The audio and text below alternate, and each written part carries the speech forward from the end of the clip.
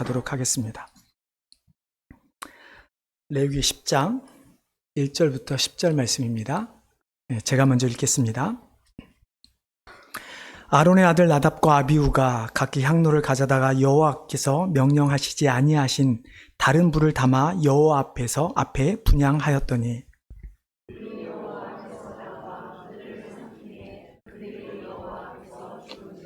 모세가 아론에게 이르되 이는 여호와의 말씀이라. 이르시기를 나는 나를 가까이 하는 자 중에서 내 거룩함을 나타내겠고 온 백성 앞에서 내 영광을 나타내리라 하셨느니라. 아론이 잠잠하니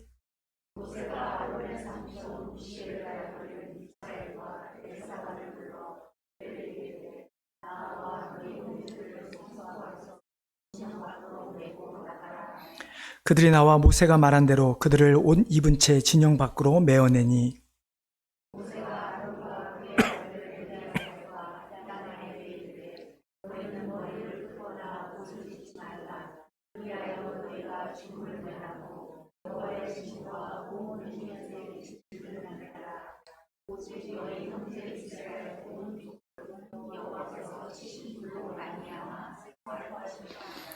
여호와의 관유가 너에게 있은즉 너희는 회막문에 나가지 말라. 그리하면 죽음을 면하리라. 그들이 모세의 말대로 하니라. 너와 내 자손들이 회막에 들어갈 때에는 포도주나 독주를 마시지 말라. 그리하여 너희 죽음을 면하라. 이는 너희 대대로 지킬 영영한 규례라.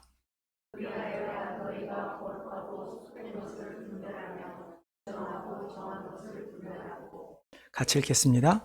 또 나 여호와가 모세를 통하여 모든 규례를 이스라엘 자손에게 가르치리라. 아멘. 자리에 앉아주시기 바랍니다. 제가 한번 기도하겠습니다. 하나님, 참으로 이 시간 우리가 하나님의 음성을 듣기를 원합니다. 하나님, 우리가 기도로 준비하며 말씀을 듣기를 준비하며 이 자리에 나왔사오니 하나님, 성령 하나님께서 우리 각자에게 말씀하여 주시옵시고 우리는 들려주시는 그 음성을 잘 듣고 우리가 하나님의 뜻대로 살아가고자 헌신하는 주의 귀한 백성과 교회가 되게 하여 주시옵소서. 감사하며 예수님의 이름으로 기도하옵나이다. 아멘. 애굽을 탈출한 이스라엘 백성들은 광야를 지나가게 됩니다. 왜 그들이 광야로 가게 되었습니까? 불순종 때문이죠.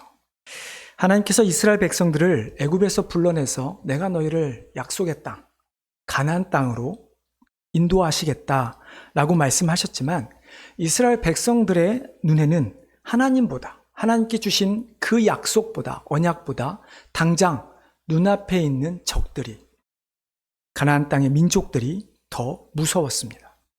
여러분, 이것이 우리가 잘 아는 10명의 정탐꾼 사건이죠. 그 사건으로 말미암아 하나님은 이스라엘 백성이 자신을 믿지 않는 것에 대한 징계로 40년을 광야에서 떠돌게 하셨습니다. 우리가 너무나 잘 아는 사건, 그 사건이 그렇게 그냥 갑자기 나온 것일까요? 출애굽 1년 후에 몇 개월이 채 안 돼서 보통 학자들은 3개월 정도라고 이야기를 합니다. 그들이 가나안 입구인 가데스 바네아라고 하는 광야에 도착을 하게 됩니다.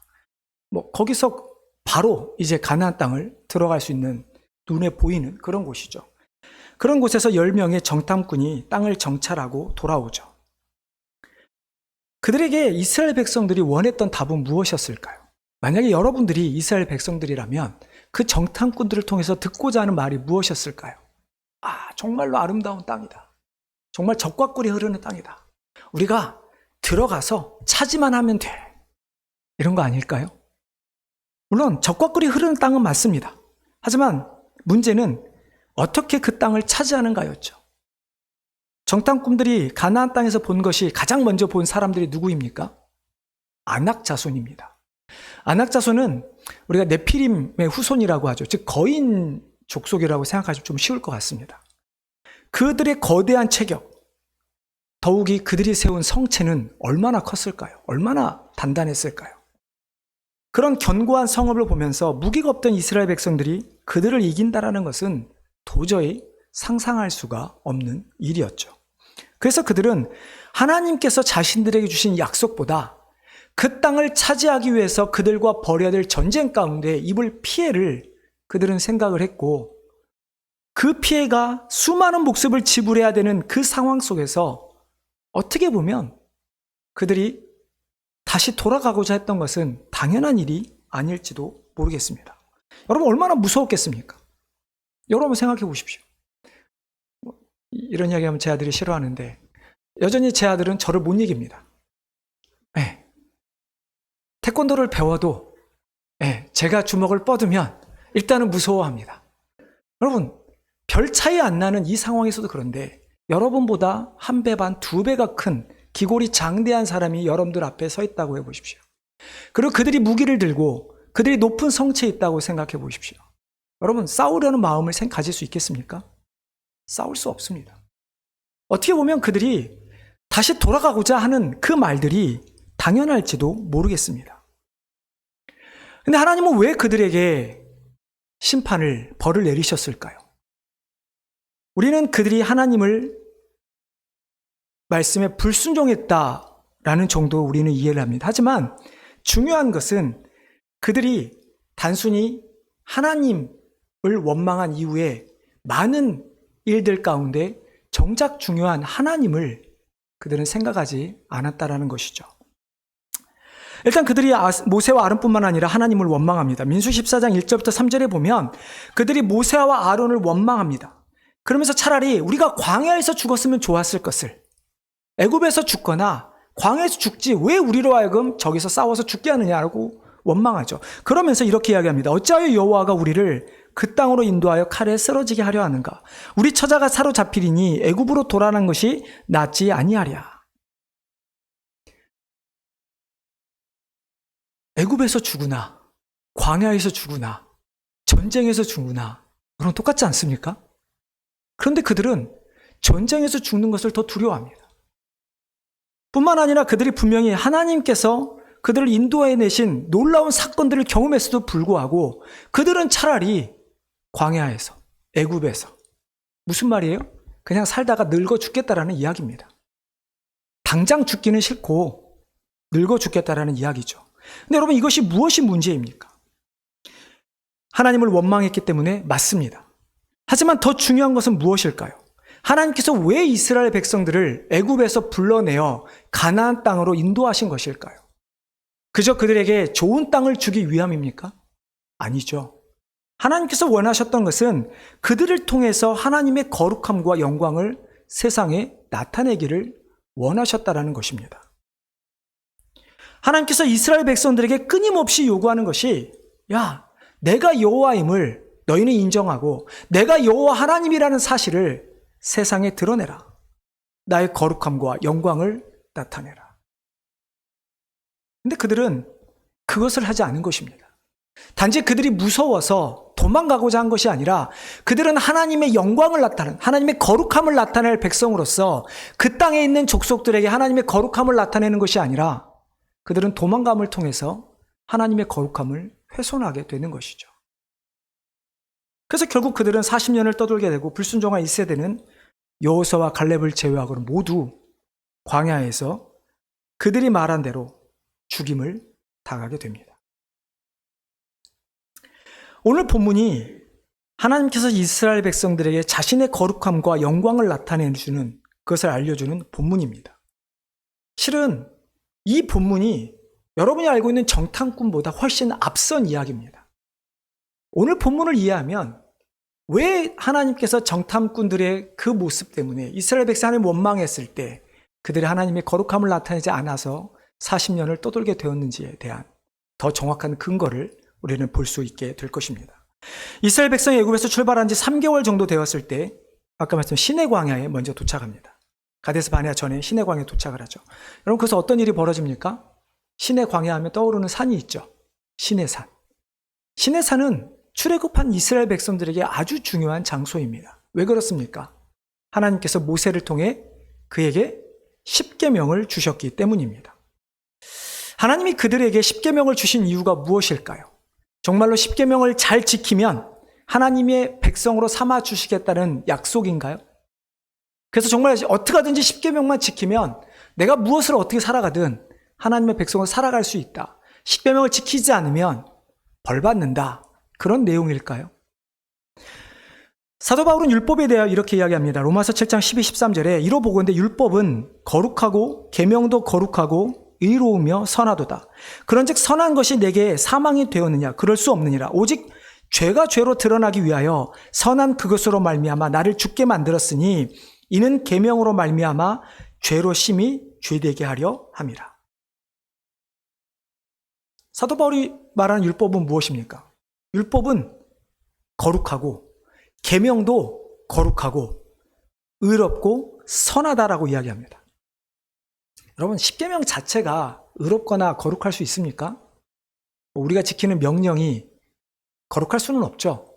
이 말씀은 결국 그 율법과 계명을 주신 하나님의 거룩하심, 그 하나님의 거룩하심과 의로우심과 선하심이 율법 가운데 담겨 있다는 것입니다. 그러면 율법이라고 하는 것은 그저 우리를 하여금 벌받게 하기 위해서 만들어진 것이 아니라 하나님의 거룩함을 알도록, 우리의 죄를 깨닫고 우리가 죄 가운데 우리 스스로 하나님 앞에 갈 수 없는, 하나님의 거룩하심에 도달할 수 없는 우리가 전적인 하나님의 은혜로 말미암아 하나님의 거룩하심에 나아갈 수 있는, 즉 구약시대는 어떻습니까? 하나님의 선택이죠. 신약시대에 예수 그리스도로 말미암아 거룩함을 나타내는 위에서 율법을 주신 것입니다. 그렇기 때문에 율법은 결코 이스라엘 백성들에게 족쇄도 아니었고 심판의 방법도 죽음을 나타내는 것도 아니었습니다. 하지만 이스라엘 백성들은 율법을 잘못 알고 있었죠. 율법을 지키는 것에만 초점을 두고 율법을 지키면 복을 받고 율법을 지키지 않으면 심판을 받는다. 그래서 율법은 마치 하나님 앞에서 살고 죽음의 잣대로 율법을 삼아 버리게 된 것이죠. 하지만 바울이 말한 것은 율법은 선하고 그 선한 율법이 죄를 드러나게 하고, 선한 것이 우리를 죽이는 것이 아니라 죄를 우리가 줄이는 것이 있는데, 율법이 우리의 죄를 드러나게 하로 말미암아 우리가 정죄를 받아야 하지만 하나님께서 정죄하지 않겠다라고 하는 것을 보여주는 것이 또한 율법이라고 하는 것입니다. 그래서 결국 율법은 우리의 죄를 깨닫게 하는 것이 율법입니다. 그리고 우리가 우리 죄를 절대로 스스로 해결할 수 없기 때문에 하나님 앞에 겸손히 나아가 죄를 회개하며 그분의 용서를 구하는 것입니다. 그로 말미암아 하나님의 거룩함을 다시 깨닫게 되는 것. 그것이 바로 율법의 기능이죠. 이후 하나님의 명령으로 말미암아 그들은 또 어떤 걸 합니까? 성막을 짓게 됩니다. 대략 한 8개월 정도에 걸쳐서 성막을 짓게 되는데요. 그리고 아론을 제1대 대제사장으로 삼습니다. 그리고 하나님께 제사를 드리죠. 여러분, 첫 번째 제사가 어떻게 드려지는지 기억나십니까? 실은 바로 오늘 우리 앞장에 있습니다. 여호와 앞에서 불이 나와, 사람이 만든 불이 아니라 여호와 앞에서 불이 나와 제단 위에 번제물과 기름을 사르게 됩니다. 그리고 하나님께서 아론에게 명령하신 것은 앞으로 제사장 가문은 그 불을 잘 유지하는 것입니다. 꺼트리지 않는 것이고, 그리고 그 불로만 하나님 앞에 분향을 하는 것입니다.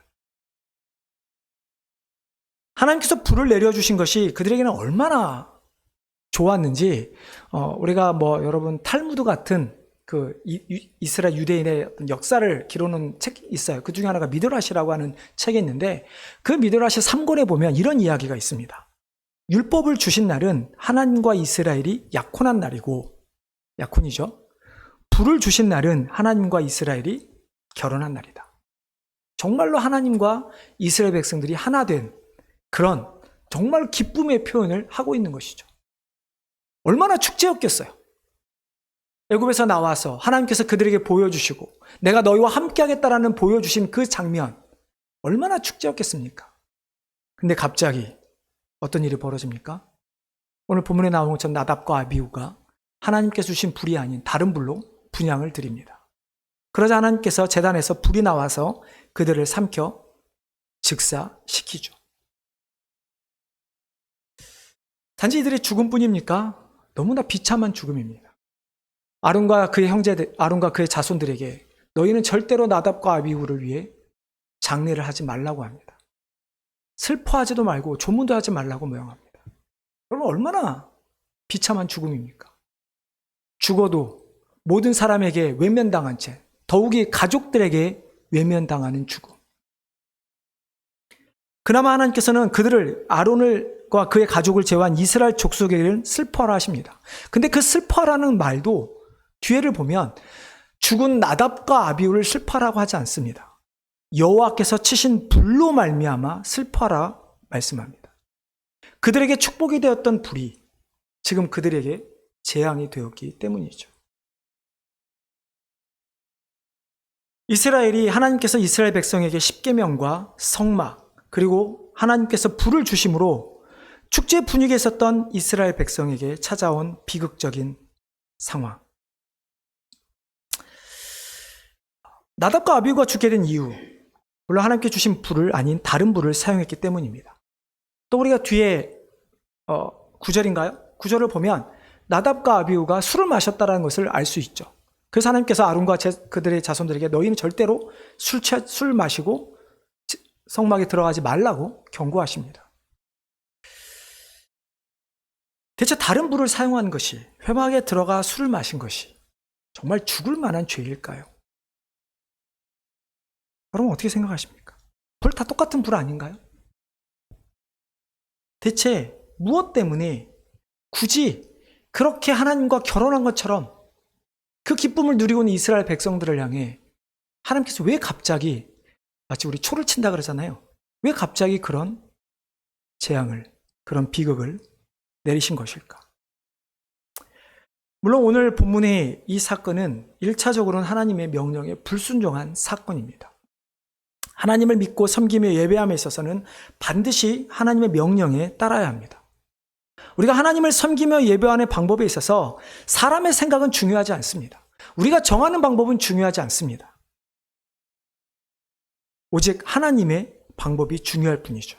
그래서 가끔 저에게 이렇게 물어보는 분들이 있습니다. 아니 목사님, 왜 예배 순서는 우리가 지금 주보에 있는 것처럼 왜 굳이 이렇게 해야 합니까? 라고 질문을 하죠. 그냥 찬양하고 그냥 설교 듣고 그리고 그냥 집에 가면 되지 않나요? 실제적으로 요즘에 컨템포러리 예배라든지 월십이라든지 혹은 어떤 미국의 젊은 목사나 젊은 층들이 드리는 예배를 보면 되게 예배는 길지만 형식은 정말 간소하게 드리는 경우들이 있죠. 근데 여러분, 예배 순서가 많고 적고의 문제가 아닙니다. 제가 목사고시 볼 때도 항상 이게 시험에 나옵니다. 예배의 순서에 대한 질문이죠. 예배의 요소, 어떻게 예배의 요소를 잡을 거냐, 정할 거냐. 여러분 쉽게 생각하고 넘어갈 수 있지만 정말 중요한 질문입니다. 우리가 예배의 이 순서를 정할 때 종교개혁 이후에 크게 두 가지 주류의 의견으로 나눠집니다. 하나는 우리가 성경에 나온 것들만 해야 한다. 하나님께서 우리에게 말씀하신 것들, 우리가 구약부터 신약에 오는 동안에 이스라엘 백성들이 제사를 드릴 때 찬양했던, 그래서 찬양, 말씀을 듣고 예물을 드렸던 그들의 모습, 기도했던 그 모습을 합니다. 하지만 또 한편의 다른 주류는 성경에서 금하지 않는 것은 다 할 수 있다라는 생각입니다. 이건 조금 위험할 수 있습니다.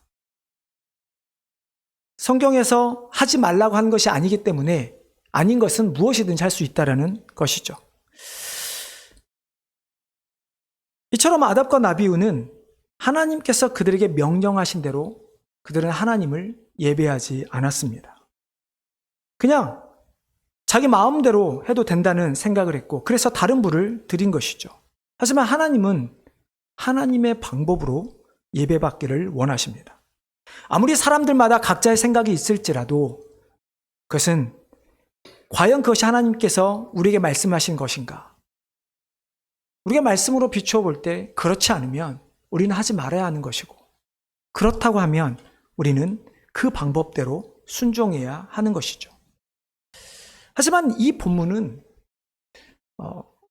앞에서 제가 이미 많은 단서들을 드린 것처럼 단순히 하나님의 말씀에 불순종한 모습을 그리고만 있는 것은 아닙니다.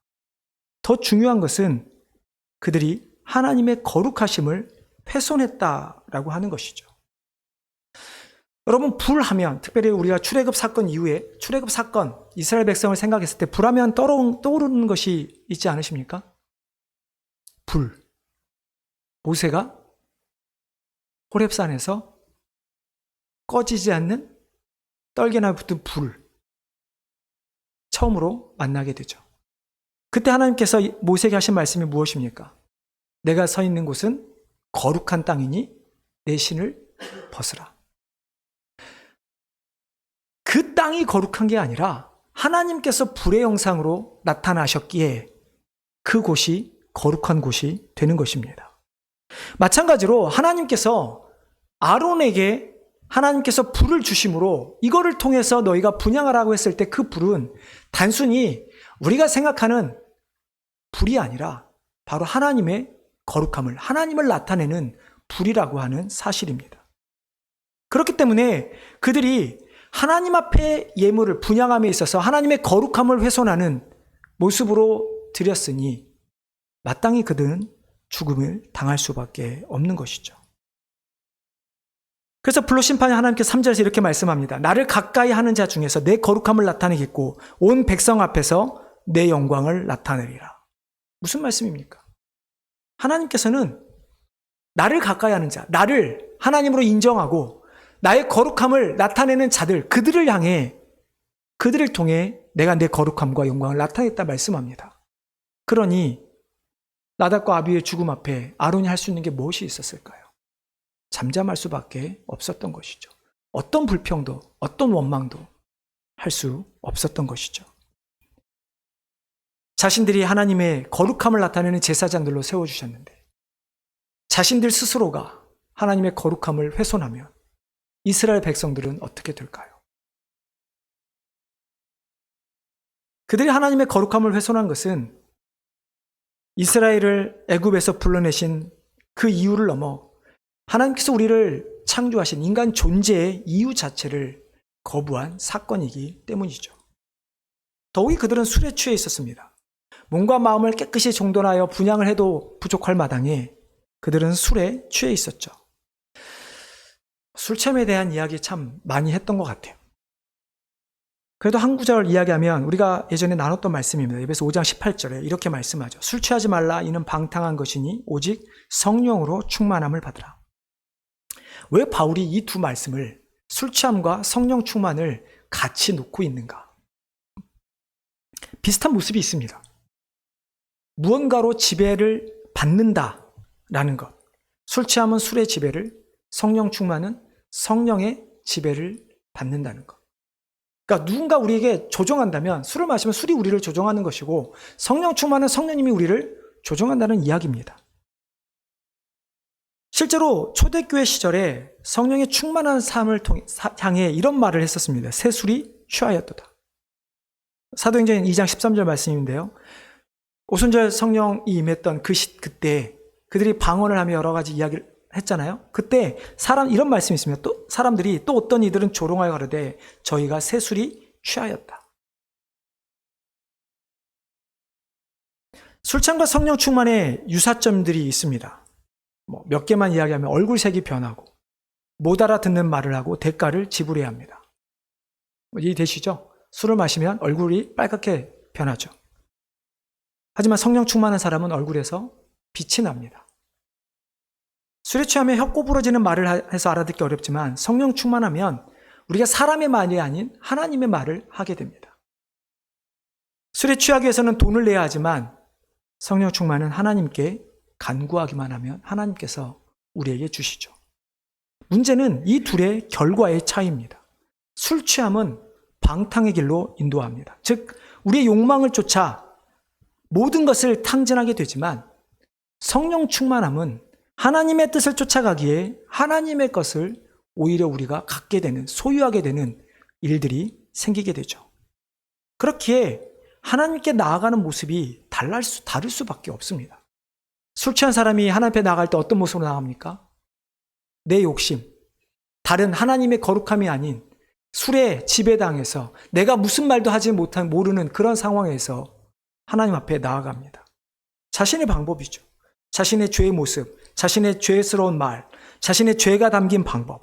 하지만 하나님의 은혜를 입은 자든 성령 충만함은 나의 죄된 모습이 아니라 하나님의 은혜를 덧입어 하나님의 은혜를 가지고 하나님 앞에 예배하게 되는 것입니다.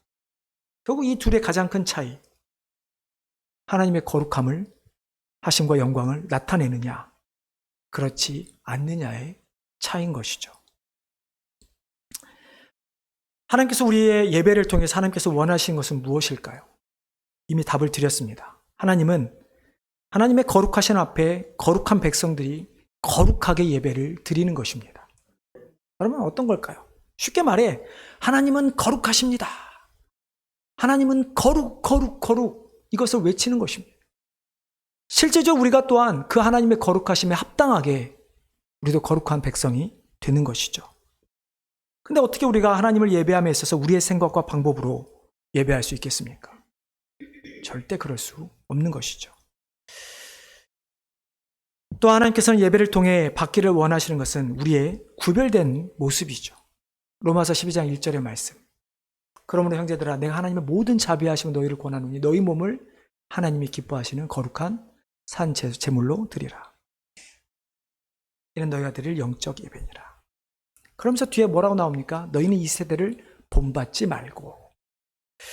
하나님께서 원하시는 것은 구분이 아닌 구별된 자들입니다.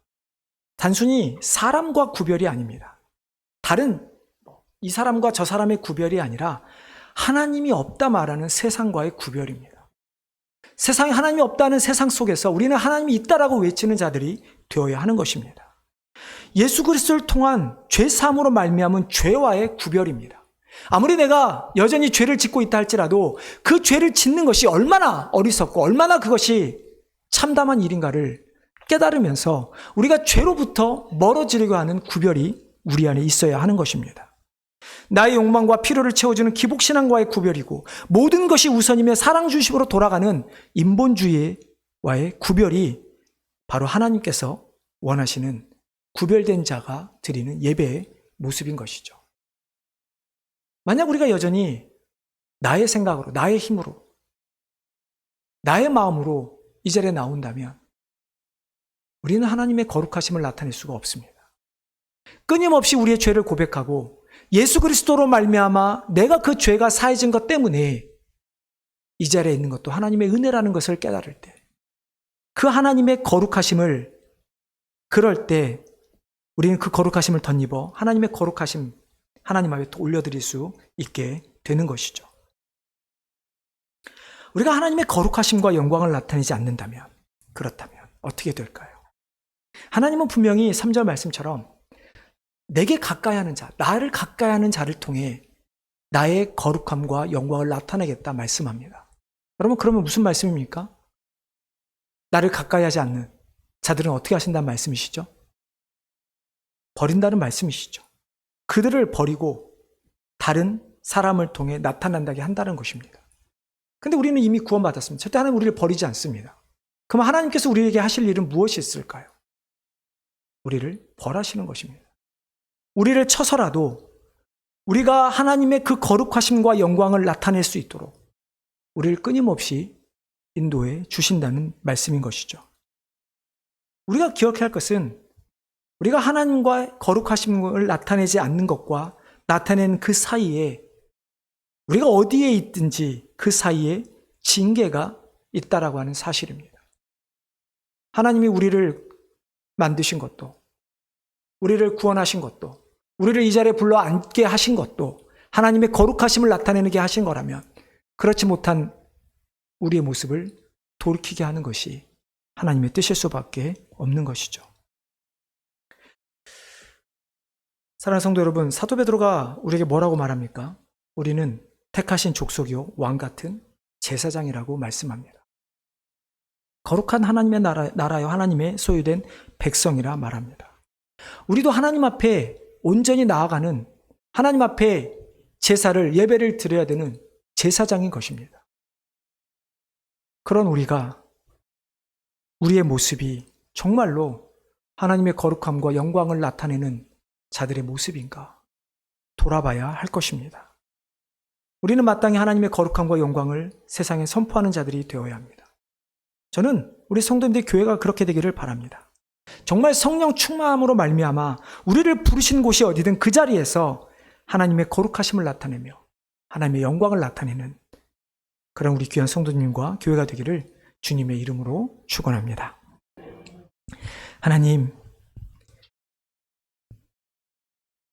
우리를 만드시고 우리를 구원하신 하나님, 우리를 위해 이 땅에 오셔서 죽기까지 순종하셨던 주님, 부활하심으로 우리에게 영원한 생명을 약속하신 하나님, 그 하나님께서 우리에게 원하시는 것, 나와 가까이 하는 것, 그래서 하나님과 가까이 하며 하나님의 영광, 거룩함과 영광을 나타내는 것, 그것이 하나님께서 원하시는 것인데, 하나님, 우리는 정말로 그렇게 살아가고 있습니까?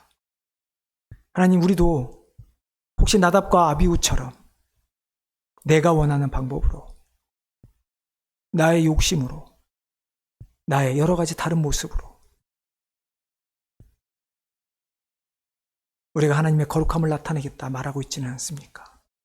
하나님, 다시 한번 우리 삶을 돌아보게 하셔 주셔서 정말 우리가 하나님과 가까이 있는지, 내 삶에 내가 정말 하나님 앞에 섰을 때 하나님께서 우리를 보며 칭찬할 만한 자들인지, 그래서 우리가 진정 그 모습으로 하나님의 영광과 거룩함을 나타내고 있는지 돌아보며 그러한 삶을 살게 하여 주시옵소서. 하나님, 우리의 힘으로는 부족합니다. 우리의 힘으로 할 수 없음을 고백합니다. 우리 안에 계신 성령님께서 우리를 다스려 주시옵시고, 우리가 성령 충만해서 다른 어떤 것도 우리 마음에, 우리의 삶에 들어오지 못하도록 우리를 인도하여 주시옵소서. 모든 것 감사하며 예수님의 이름으로